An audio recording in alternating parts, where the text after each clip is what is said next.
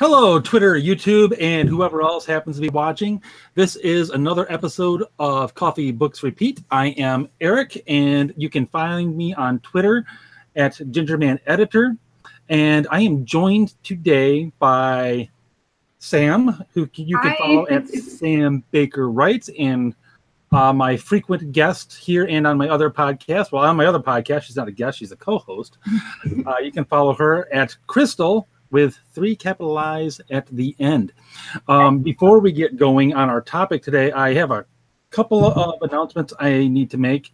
One is, if you've had issues with the podcast at all, trying to follow it, notice tracks disappearing, that's because we've been on the free SoundCloud version of this whole thing. So I've been looking at different options, and I didn't even realize that tracks are disappearing from SoundCloud. So I'm looking at fixing that and looking at moving that to my editorial website, gingermaneditorial.com, and hopefully it'll get running off of that in the relatively near future.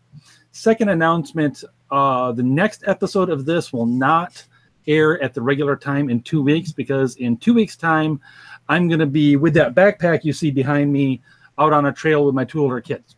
So the episode will either be early or late. I haven't decided which yet. Or if it's on, it could even be on time, but it probably won't be with a guest. So if you're scheduling it out in 2 weeks, it'll be a little different than normal. So announcements out of the way. Our topic today is how to improve your story by making your characters suffer horribly. And for that, I brought on a couple of Twitter's finest experts in the art of torture of characters, Sam and Crystal. Yes. And you both have your own reputations for this. Mm-hmm. So, Crystal, you've got a couple of things in the works that certainly involve no small amount of torture and pain and agony. Oh, definitely. I was talking to a few friends the other day about giving them an insight as to what I plan for this one project I have of mine, which is a TV pilot script, and kind of what ideas I have of what's going to happen down the line. And they were speechless and horrified at some of the stuff I told them I plan on doing.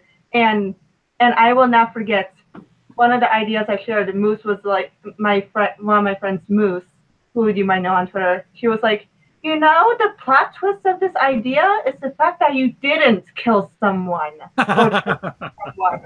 So, yeah. So that's kind of my standing. There's going to be a lot of death and torture in what's to come from me. Now, one of the things that's interesting is you both really like to not just torment, but kill your characters. Yeah. Now, Sam, if you recall, on the inaugural episode of this podcast that you were also on, we actually talked a little bit about how people can also overdo the whole "I have to kill my characters" thing. That like people treat that like a rule. Yeah. Like you have to do this. So what separates what you do in like say Variant Wars, which is already out, and whatever it is that you're working on now? Because I know you're working on something. I just have always working on something. Always a work in progress. Yeah. So what separates what you do from people who would say slavishly follow the rule of I need to kill this character because by golly I like this character or other people do? Yeah, I think for when I decide which characters I want to kill off in the story, it always has to have a purpose of some sort.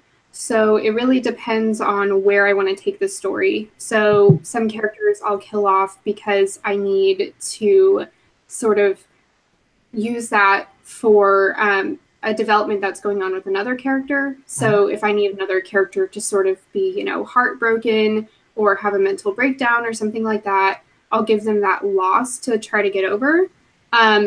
Some characters I'll kill off just because it furthers the plot in a way that wouldn't really work if I didn't kill off a character. Right. And yeah, sometimes, I'll kill off characters to give a group of people motivation that they need to continue on with the fight.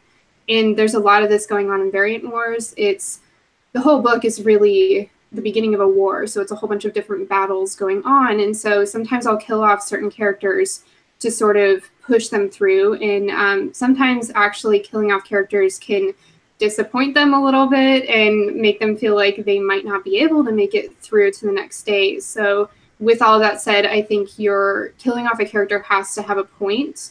And it can be something as small as like you need that shock factor for bringing your readers in. If you feel like you have a slow point in the story, sometimes you can kill a character to get them more excited about the story. But yeah, I think they definitely need to have a purpose, because just killing off characters for no reason is kind of silly. You're going to run out of characters at some point.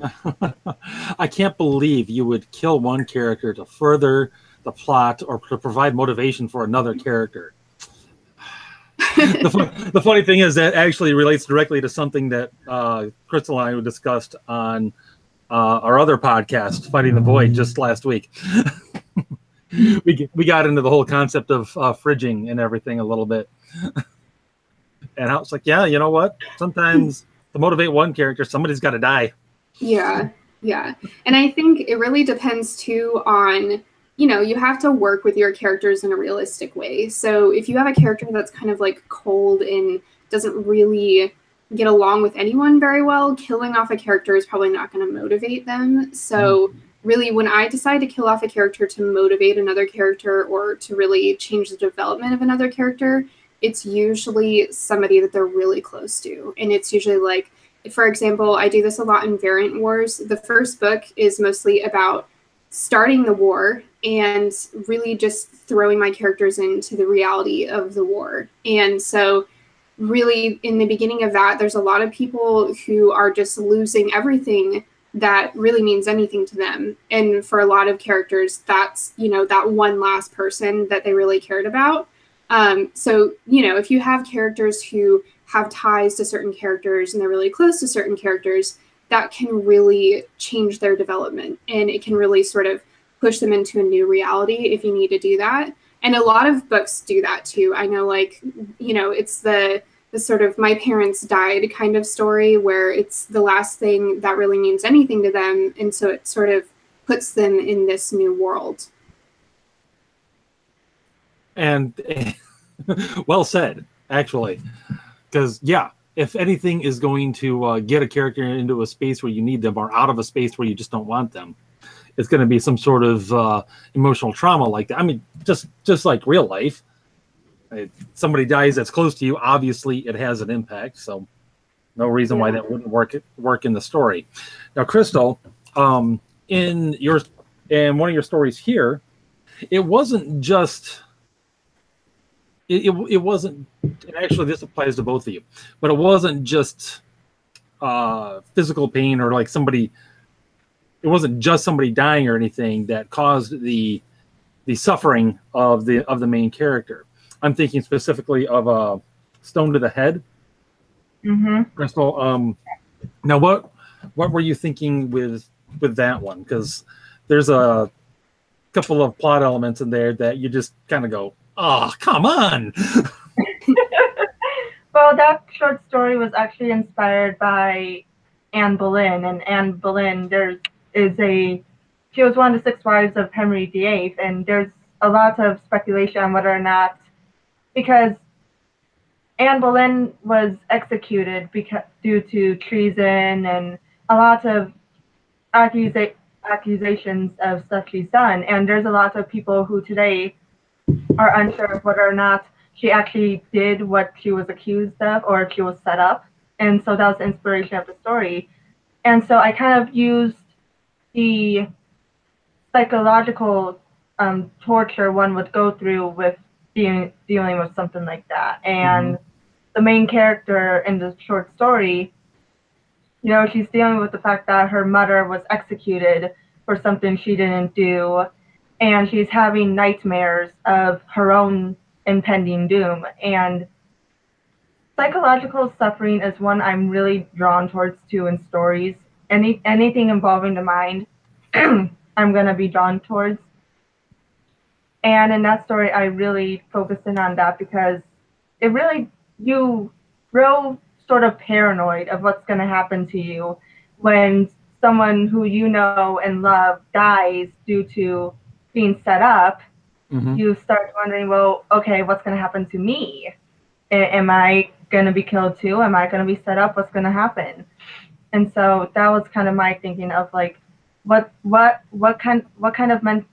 your mental state in a situation like that, and how does it mess with you and all that good stuff.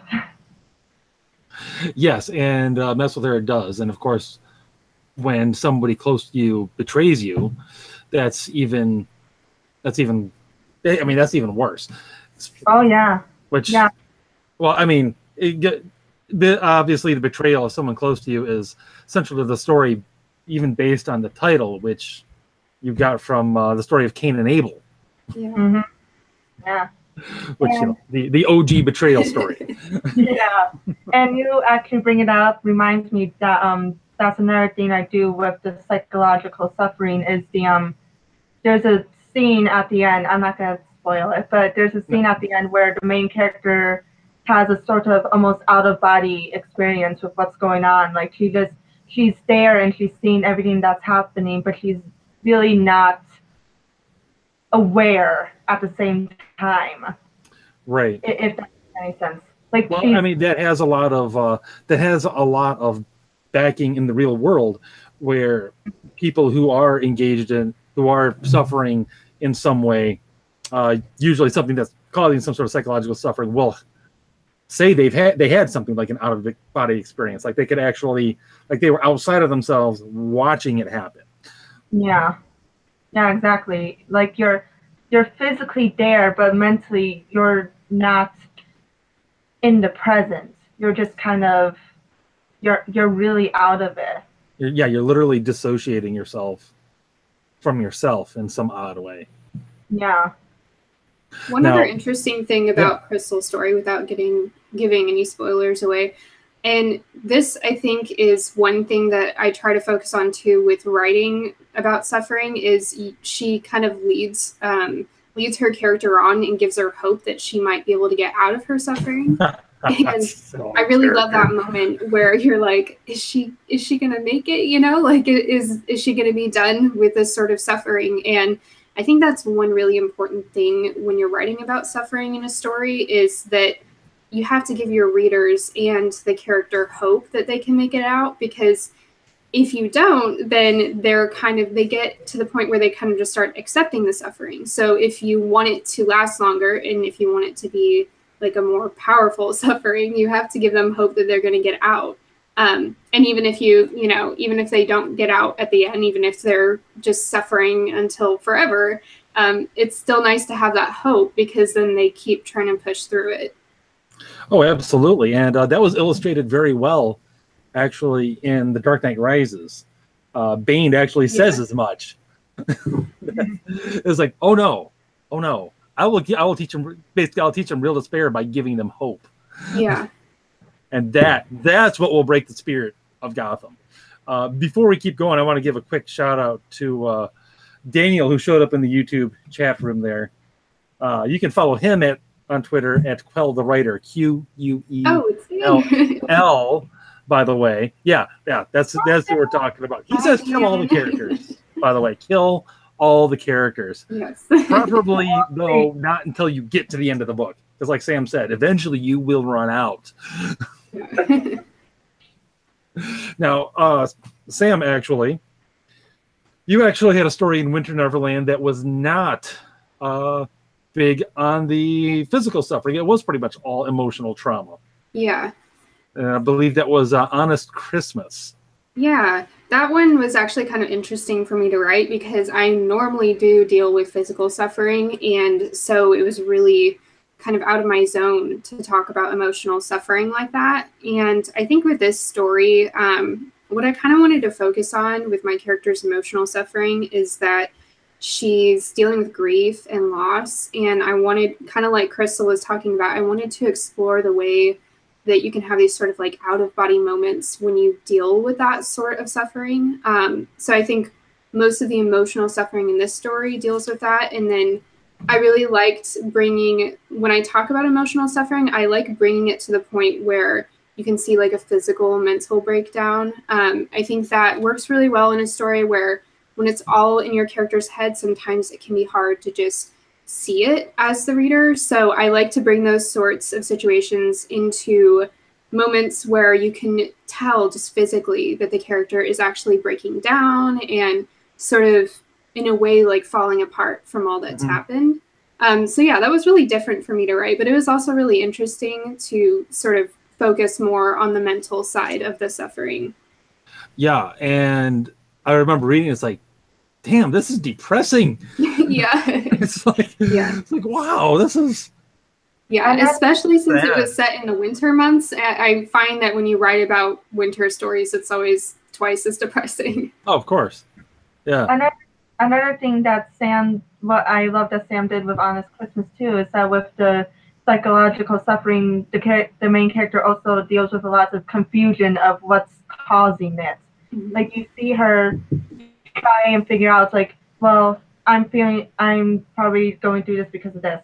No, maybe it's because of that. And that's something that really does happen a lot for real life people. I know when, not necessarily to the same extent as the main character, but whenever I'm feeling a certain way or I'm in a really, really negative mindset, I wonder what could it be, and I do go through that confusion of like, is it this that's causing it? No, maybe it's this. No, it's actually this. So that exploration of the main character trying to figure out what's causing her suffering is also another good thing, I think, to do when you're making your character suffer. Right, actually get through and work through it like it's kind of your own problem that you're trying to sort out. Yeah. Which, I remember, again, reading Honest Christmas. It's like, wow, there's just kind of one thing after another, and it goes all the way back to when the main character is a kid. Yeah. And it was just really interesting. Great. And of course, contrary to your reputation, this story didn't end. And I don't want to give too much away, but it didn't end as depressing. No, it wasn't. I was like, huh, that's not what I expected from Sam based on what I've seen on Twitter. Yeah. I mean, normally I like to end my stories off on a note where it's like not necessarily happily ever after, because every story has, even real life stories have problems. And so I like to end my stories off with a sense of sort of like, it's okay, but not great, if that makes sense. Yeah. So yeah, this definitely, I think, leaned more toward that. It feels like it can go back to normal kind of vibe. With some of my other stories, it's kind of like, oh, everything's kind of awful right now. Everything's awful. Maybe it'll change, but probably not.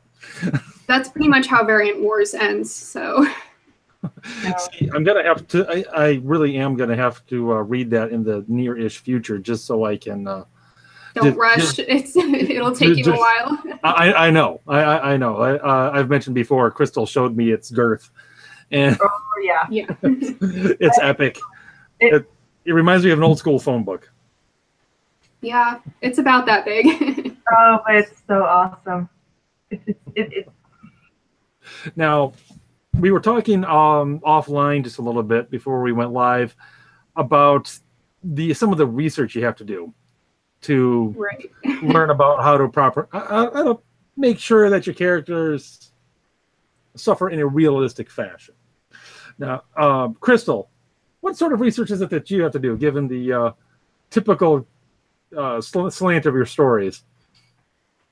I can't remember much of like specifically psychological stuff I've looked up, because a lot of my writing research involves what sort of demon represents this, or what circle of hell would punish this sin and stuff like that. Basically, you think I'm a Satan worshiper based off of my search history. I'm not, don't worry, but I'm not, because I am Satan like himself. Oh, anyway, well, I was gonna say, considering you regularly refer to yourself.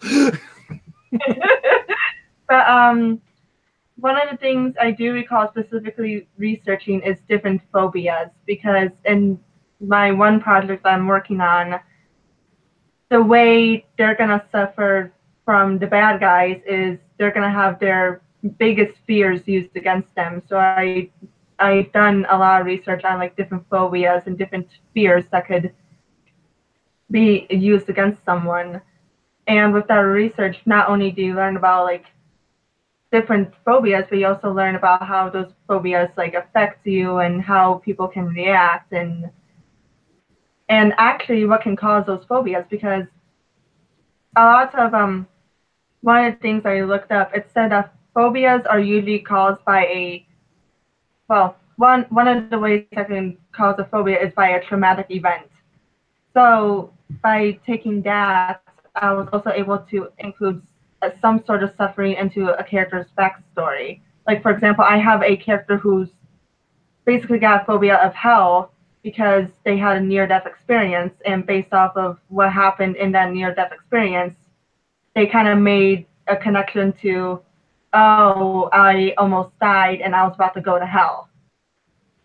And that's not necessarily true, but that does provide a source of the phobia, and it provides a suffering the character's gone through that will provide new suffering in their present day.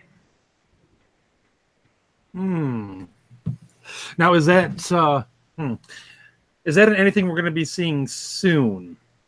I don't want to say too much because I know some of the projects you're working on. So, I hope it's coming soon. It's still got some stuff to finish up, but yeah, I'm really hoping it's something that comes soon. Okay, all right, very good. Would it be in what format would it be coming? TV. Okay, that one. Yeah. You're like mentally putting the pieces together. I'm like, okay, is it the one I'm thinking of? Yep, it's the one I'm thinking of. I imagine that is a common problem trying to keep all of your different projects straight. Kinda. Yeah. Mostly with me, it's a scheduling issue when it comes to organizing projects, which we have to do an episode on that sometime. Just yes, because I'm sure you will agree. Many a writer, creative folks, in general, tend to be scatterbrained, ADD, and need to take at least what for them are extreme measures in order to organize. I can confirm. Yeah, I've got about a bazillion different things going on all at once. And 3 or 4 things that nobody knows about, except for the people that are directly involved. So yeah, trying to keep everything straight and not lose oneself in not lose oneself in just the rabbit hole of the work that we create is itself its own special kind of hell. Yeah. It's like, when do you decide that a sequel needs a sequel and that needs a prequel? Just dealing with, what ideas are worth actually exploring. And it can be really hard, especially as a writer and a creative person, to decide, where am I going to limit myself when it comes to that? Yes. Now, and I notice once again, you've got the perfect coffee cup for discussing this whole thing, Sam. the ultimate, and I think we're all pretty big Joker fans here. Yeah. Is there another character is there another fictional character that is as good at pain and suffering as the Joker? Honest question. Kai Parker. What's that? You know I was going to bring up Kai Parker. I mean, come on. Is this a character in Sam's book? No. Vampire Diaries. Who? What? In Vampire Diaries. Oh, right. Played by Chris Wood. I'm sorry. See, I still haven't seen it. So I'm gonna just so I can understand it is what you're talking about. I am going to have to go back and at least watch that season. Yeah, season 6. Season 6. I'm going to have to at least watch that season just so I know what you're talking about and I can relate to this. Yes, definitely. But okay, other than the dreamy psychopath played by Chris Wood, is there another character that I don't know. I mean, I think the Joker has such a unique form of suffering, and so I mean, it's so hard to compare like every fictional character out there, but I think he's just the most impressionable, I guess. Yeah. I mean, arguably, he's the only fictional character that's ever killed someone in real life. Yeah, I mean, yeah. There are 2 examples. One, Heath Ledger. There's a strong case to be made that getting inside the Joker's headspace is actually what caused his death ultimately. The sad thing about that is which is really sad. He's my favorite Joker too, because you could tell how just dedicated he was to the role. Yes. And it's so sad to be like, his performance was my favorite because of, the aftermath, but it was just phenomenal. Yeah, his performance was incredible. And I would love to have seen what Dark Knight Rises would have looked like if Heath Ledger hadn't died. Yeah. Because I guarantee you the character would have been involved. There's no way he wouldn't have. But anyway, yeah. And I won't even bring up the other example. Yeah. Yeah, that's almost a whole different conversation. But so when what are some other, what's like your favorite book that would actually do this? Your favorite book that really makes a character suffer? That's so hard. Like, I have such a hard time choosing favorites, but I do feel like Lord of the Rings. I like the long journey kind of suffering. So just the whole Hobbit and Lord of the Rings series, I think, does that pretty well. I would 100% agree with that. Crystal, I won't ask you to comment on Hobbit and Lord of the Rings, but do you have a book that would actually fit that bill? I haven't really read many books that contain a lot of physical or psychological suffering, like not to the extent that we're discussing.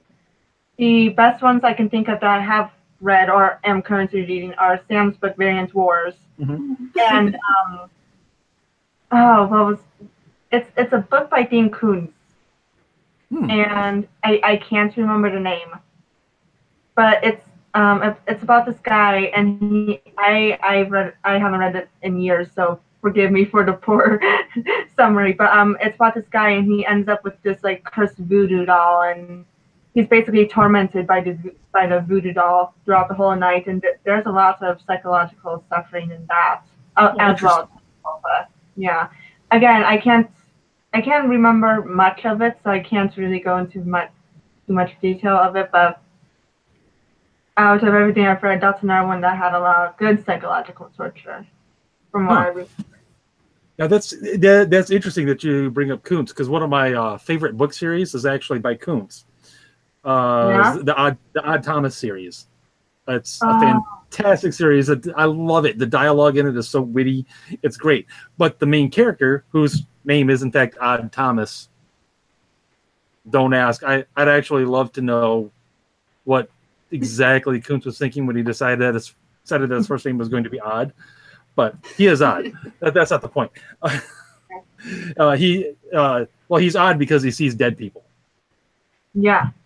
And his whole shtick is dead people will regularly appear to him, and he'll go and help either bring their killers to justice, or often they'll appear, or he gets like premonitions of something horrible that's going to happen that he then has to go and stop.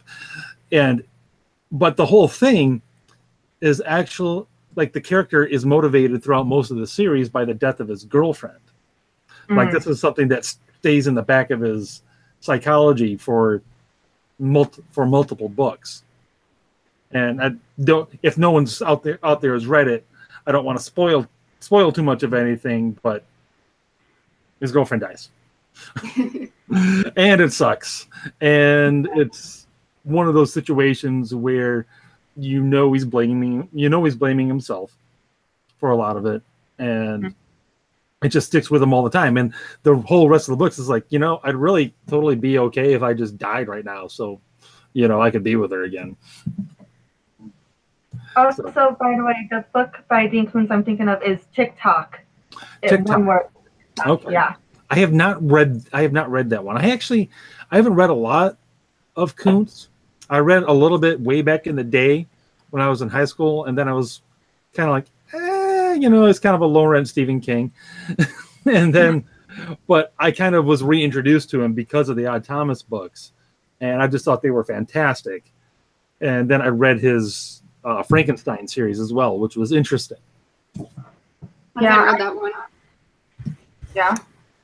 It's interesting. Like a lot of his books, it gets a little like his series can often get a little repetitive, but they're still really fun to read.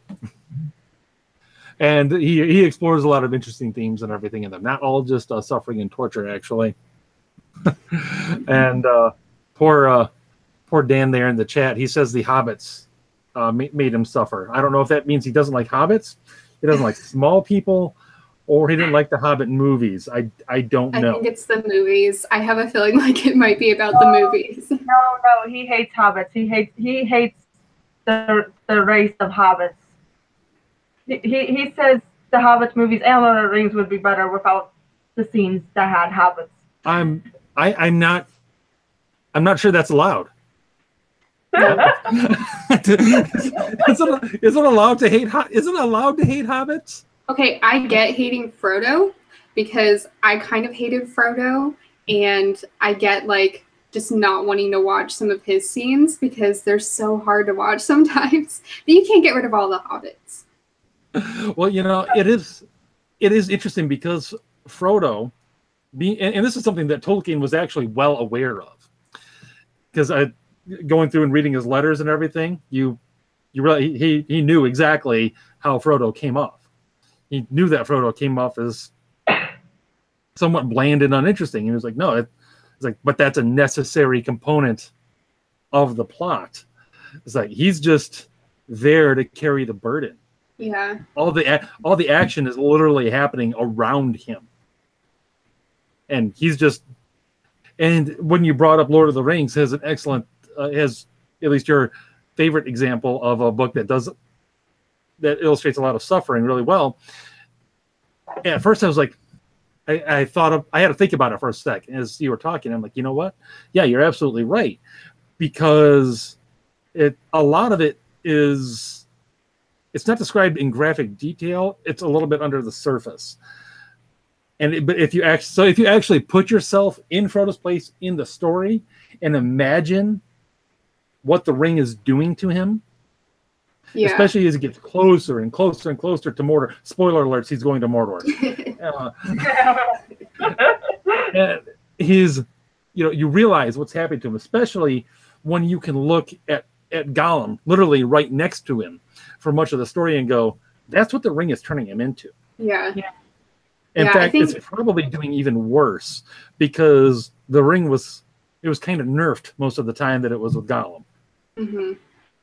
Yeah, I think when it comes to writing about suffering, one of my favorites is writing about this sort of long-term underlying suffering. Mm-hmm. And that can sort of mingle with other sorts of suffering in a way. But I really like the stories where this character starts off with a burden at the beginning and they have to carry that burden throughout the whole story. Mm-hmm. And having that underlying along with, different scenes where maybe your character gets stabbed or maybe they're dealing with the loss of a close character, like somebody else who is close to them, but then they also have this underlying suffering that's been sort of weighing on them throughout the whole story.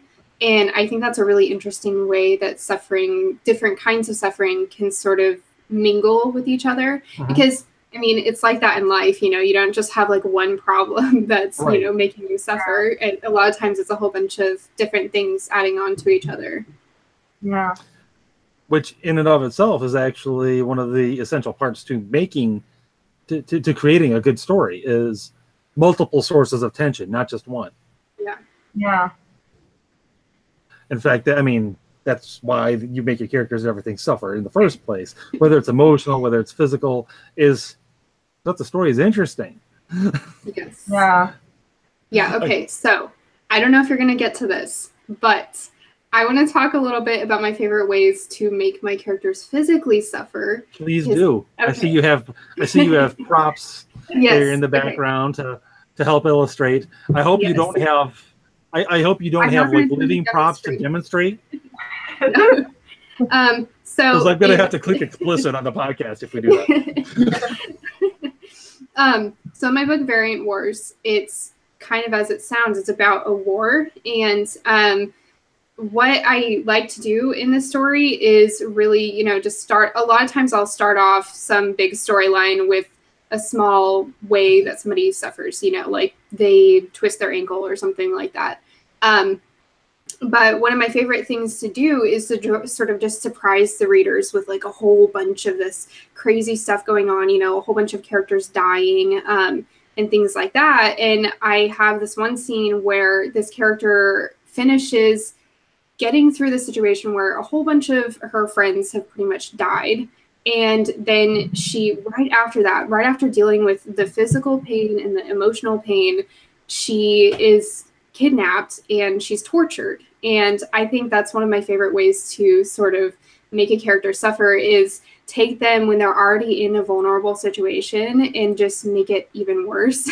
So I think torture is probably one of my favorite ways to make a character suffer, especially since there's so many different things you can do. You can, like Crystal was talking about earlier, you know, the psychological suffering can be a really big thing. And, you know, it's not really as noticeable as physical suffering, but, you know, you can be tortured with psychological suffering too. So having that intermingle with actual like physical suffering and having your character be tortured in a physical way too is really interesting. So I think that's my favorite way of torturing my characters and making them suffer is through torture. But I also think that one of my other favorite ways to make my characters suffer is to really mess with their head and make them not recognize themselves. Like make them do something that is just like, I would never do that, you know, like I would never kill somebody, and making them have to face that's like who they are now can actually cause a character a lot of suffering too. So that's, I think, one of my other favorite ways of making a character suffer. Make them do something that they would think that they never would. Yeah, you know, I have this mental image of you sitting and watching the Hostel movies with just a giant bowl of popcorn. Just going like, what? Everybody, I mean, this is weird.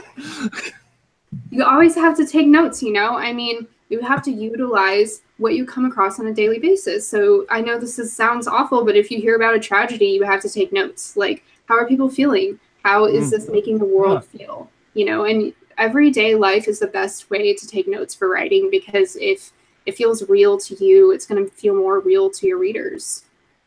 Definitely. Right. So long as you're not creating your own real world experiences. No. But you know, I was like, for a second there, I was like, is that where that's going? No. You know, you need to have your own real world experiences, like with this axe. Yeah.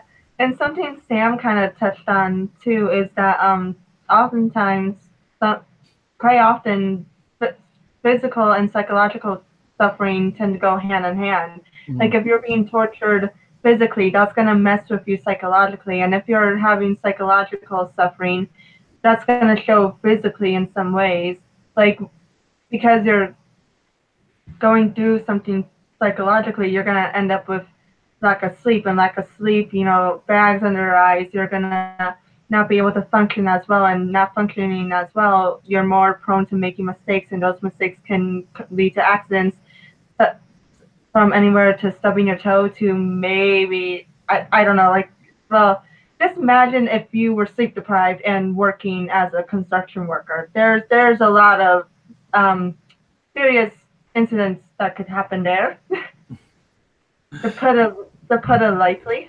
Right. Oh yeah, absolutely. That's how that's how a lot of real life accidents happen, and of course that's a common way of breaking somebody in real life is just don't let them sleep.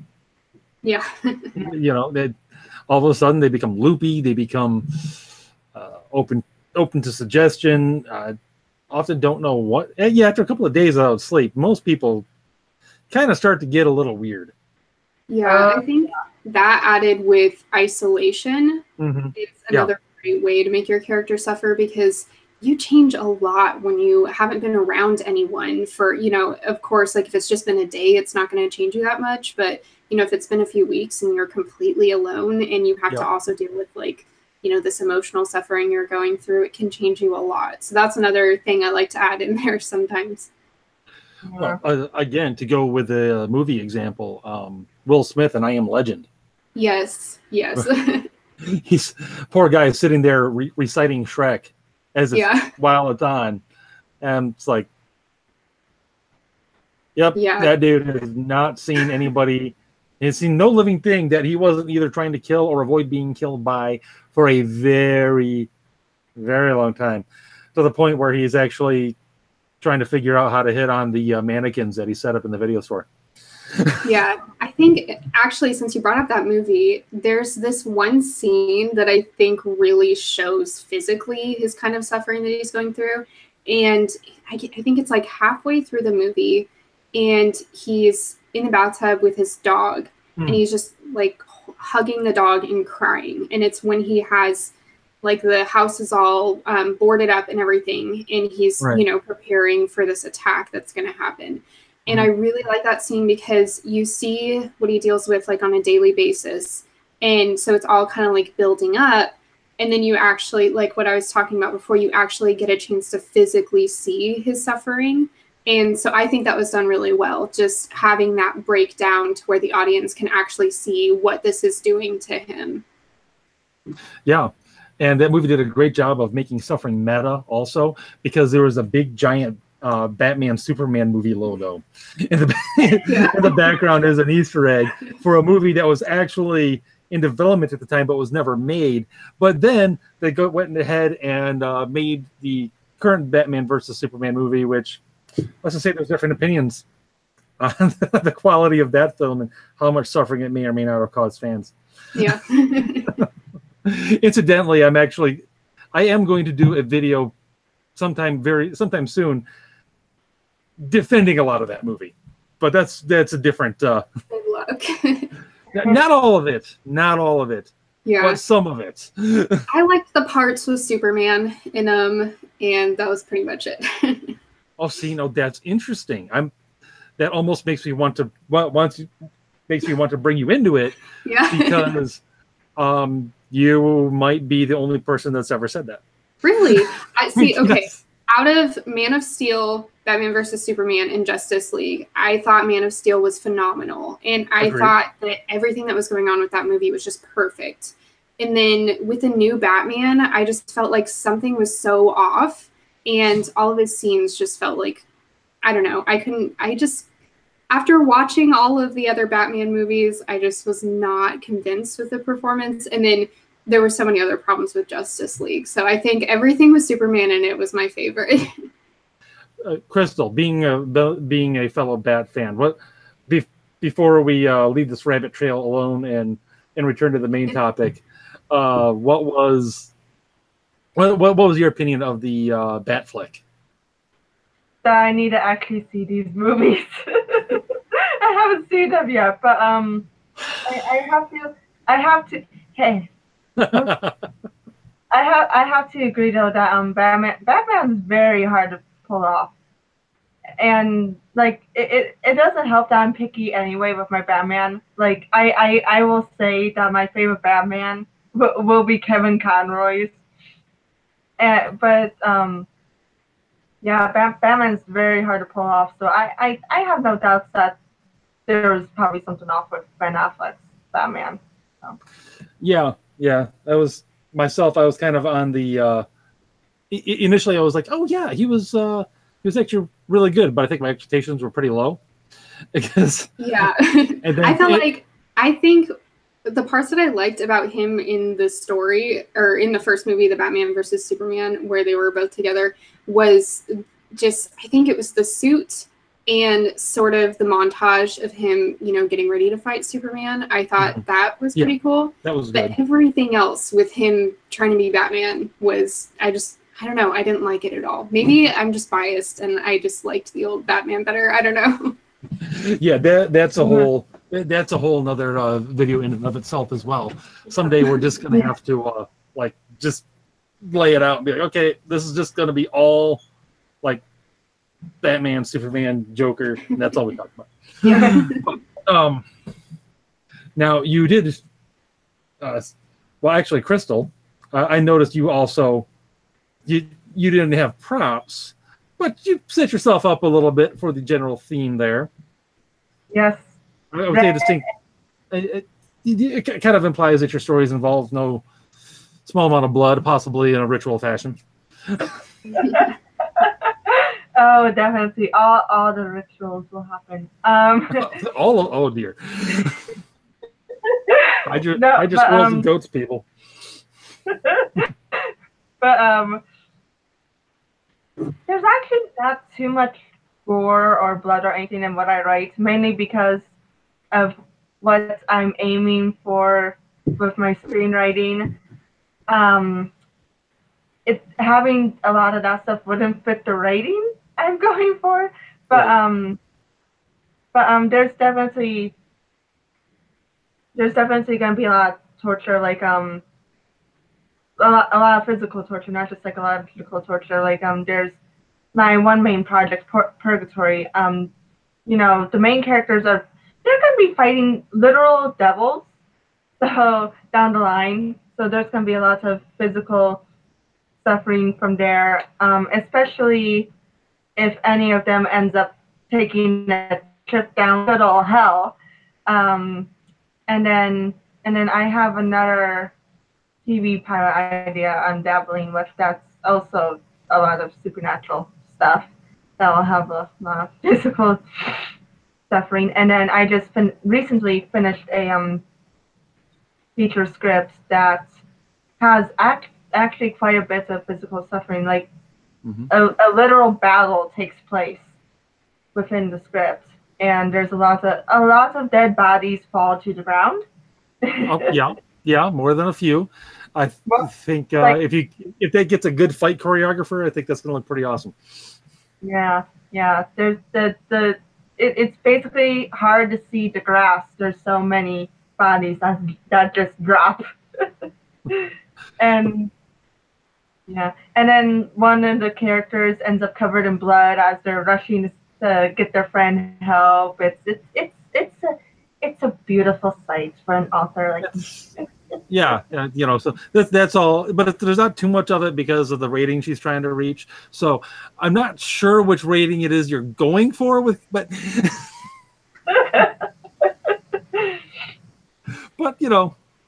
good luck there.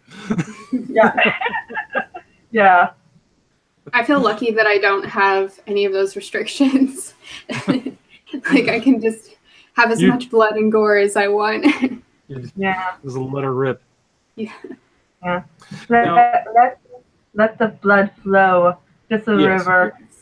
Now, of course, adding some sort of character suffering is again a good way to add a little bit to the story. Now, do either of you ever find as you're going through and writing, it's like, you know what? This part of the story is really dull. I gotta do something to change that. Yeah, I mean, a project that I'm working on right now is it's like a space sci-fi story, and most of the suffering stems from starvation and isolation. And I feel like I have been having some issues with that right now. Just, it's a real long-term suffering. Right. But just the fact that it's just, it's, spoiler alert, it's mostly about this guy who's just completely alone. And it gets boring sometimes when all of it is suffering. So I've had to alter it a little bit to where there are scenes where you get to see like what it was like before. And you get to see what this character is losing and what's at stake. That way it's not all just like depressing and suffering and loneliness. So I think if you're going to have a lot of suffering in a story, you do have to have a contrast with showing your readers what sort of an average day might be like, or what the characters are fighting for, or what they're losing, because then you can really put your readers through a really hard time if they don't just have a break from the suffering. Just like you need to give your characters a break, you need to give your readers a break too. So that's definitely one thing I would focus on. If you want to have a lot of suffering, definitely give your people a break sometimes. I find that interesting, actually, that to alleviate monotony, boredom, whatever, you actually go, in this particular story, you actually go the opposite direction and show a time in the character's life when there wasn't the suffering. Yeah. You actually add tension by showing something good. Mm-hmm. I find that interesting. That's actually fascinating, because it usually goes the opposite direction. Yeah. It's usually like, there's just too much normal happening right now, so something's got to change. So that's somebody loses a limb, or Yeah. the favorite uncle dies, or whatever, depending on the kind of story it is. But of course, so, and that's actually before I ask the next question, Crystal, same sort of thing. Do you ever find yourself in that position where this is dragging, and I've got to do something to change it, and how do you alleviate that situation? I have, but I've been in the opposite situation as Sam with Purgatory, actually. Mm-hmm.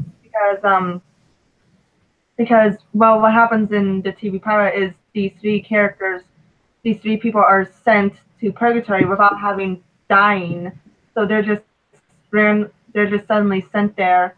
And Purgatory is an endless forest, so there's really not much you can do other than walking around and trying to figure out where you are. And there's especially not really much suffering that's going to happen until the bad guys start showing up and they start doing more later down the line.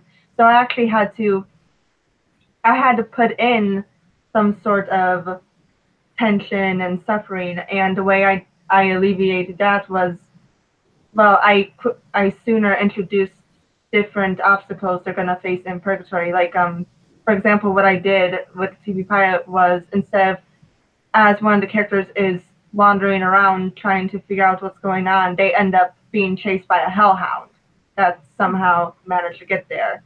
So I had to put in some sort of suffering or fear or torture to get rid of the dullness, and to make the situation more urgency sort of way, Mm-hmm. raise the stakes more. Yeah. All right. And that makes obviously perfect sense. There's nothing else going on. Something's got to go on. Yeah. They can't just wander around in the forest wondering why they're not getting hungry anytime soon. I'm assuming they don't get hungry. I could be wrong. Oh, I have been struggling with that aspect so much. Like, I constantly end up thinking to myself, okay, but what happens with like the food and the water they're gonna need? And let's not even go with what issues are gonna arise when someone needs the bathroom in Purgatory. I mean, and that's actually a really good thing, because obviously food isn't something that would be readily available. Not really much of a particular need. Except for these poor living people who got shoved there for some reason. But yeah. I'll be interested to find out what that is, because I haven't gotten around to reading that yet. Although I'm trying to clear my plate of some other things so that I can. But What I was going to say before was it's actually important to understand too that making your character suffer, it's not dependent upon genre. Now, you both happen to write in genres where physical suffering, it's inherent to it's inherent to the genre. It's going to be inherent to the plot in some way, shape, or form. But even your more typical dramatic, I don't know how typical it is anymore, but in like a more dramatic literature, where there's no supernatural, there's no wars, there's no serial killer that somebody's trying to track down. If it's just about family relationships, suffering still comes into play. Mm-hmm. Yeah, for sure. I think with contemporary, it can be kind of hard because people don't want to read a story that's necessarily like, here's my boring life. You have to show them a story that is compelling enough for them to keep flipping through the pages. And I think the best way to do that is really to focus a lot on the sort of mental suffering, and that can come into play in so many different parts of life. Yeah. But some other interesting ways you can bring in physical suffering in contemporary stories is talking about, maybe you had an injury and it's like a long-term injury, like back pain that can really affect your life. And it's not really something that you would think like, oh, this is a great story to where it's like, it's so compelling because this character got their leg cut off or something. But something small like that can sort of add to the mental suffering, and it can really put your character in a situation where they just have a whole bunch of different kinds of suffering piling on top of each other. So yeah, it can be hard in contemporary stories, I think, to really pinpoint the suffering that you want to use in your story and have it be successful. But I think something a lot more simple can work too. Yeah, I think a lot of people and writers too should keep in mind that when you have physical and psychological suffering, it doesn't have to be this big sort of huge thing going on like you often think of when you see shows like Supernatural, or you read something in horror, or actually no, we're not. It can be something more on a smaller scale. I mean, if you think about it, even children's books and children's movies have some sort of psychological suffering. Like take for instance, some of the Disney princess movies, they have some sort of thing where, or prime example, The Lion King. The main character in The Lion King goes through a major loss, and you see the main character work through that loss throughout the movie. Yeah. So even children's books have some sort of suffering. It's just it's not on a grander scale. So, and yeah. I have nothing else more to add. Well, gosh, since you brought up The Lion King, the Incredibles actually is a great example of combining numerous different examples of suffering for the characters. You've got the tension within the Incredibles family. You got plenty of that. You've got it when Helen discovers the hair on Bob's suit and whatever she's going through there. You've got Bob thinking his family died. You've got Bob suffering in his craptastic dead-end job. I mean, it's like, if you actually look at the end, part of this comes to mind because of Screen Junkies just did an honest trailer for The Incredibles. I'm like, never really thought of a lot of that, but you're absolutely right. It's like suffering on top of torment, on top of more suffering. It's like, wow, yeah, they really crammed a lot in there.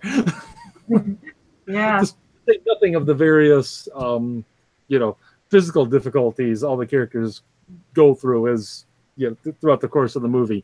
It's like the just the mental, psychological stuff that they all go through, which again you see with Bob when he's like right on the brink of just killing Mirage. I was like, yep. He almost believes it. He almost has lost it, but he hasn't really lost it because this is a Pixar movie. And we would be jumping genres if he snapped our neck. Yeah, I think suffering is one of the biggest motivators in stories. And that's because it is in real life. Like, you want to get yourself out of this awful situation. And so it's going to make you do things that you might not necessarily normally do, in an average day.